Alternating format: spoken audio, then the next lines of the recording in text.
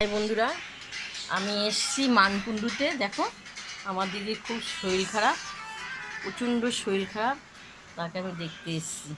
কেমন? তাই মানকুণ্ডুতে এসছি আমার দিদির মেয়ের বাড়ি, মেজো মেয়ের বাড়ি। তাও কেমন আছো? কি জানি না দিদি, শরীরটা কেমন আছে?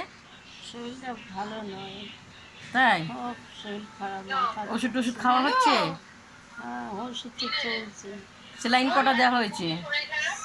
মা, তোমার গরমের মনে পড়েছে। হুম, ডাক্তার দেখা হয়েছে তো? তারপর আমি এই খবরটা শুনে ছুটে চলে এসেছি, দেখলাম খুব শরীর। ওষুধ দিয়েছে, ওষুধ পাতলা জলের মতো, তাই? হাত পা হ্যাঁ, আমি তো শুনলাম, ফোন করেছি, যার জন্য আমি ছুটে চলে এসেছি। দেখো, এই যে আমার দিদি। উঠতে পারছি না। হ্যাঁ, দেখো আমার দিদির খবর শুনে আমি চলে এসেছি। দেখেছো, ও তো এখন একাই থাকে ঘরে, দেখবার মতন কেউ নেই। দিদির মেয়ে মেয়ে জামাই আর নাতনি ওকে গাড়ি করে নিয়ে চলে এসছে। তা অনেক দিন ধরে ও বিছানায় পড়ে আছে। কেমন? এই যে দিদি বাড়ি এসছে, এটা আমার দিদি মেয়ের বাড়ি। দেখো, এটা দিদি আমার মেয়ের বাড়ি।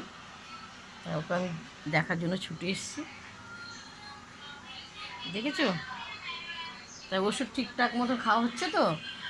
হ্যাঁ, ওষুধ খাচ্ছি। এখন শরীরে প্রথমে দুর্বল উঠে হাত পা ভেঙে ছিঁড়ে আসে, ভালো লাগছে।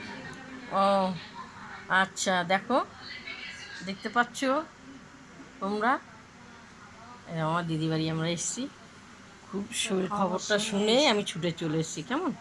আমি ভালো আমি 8টা ট্রেন ধরে চলে এসেছি।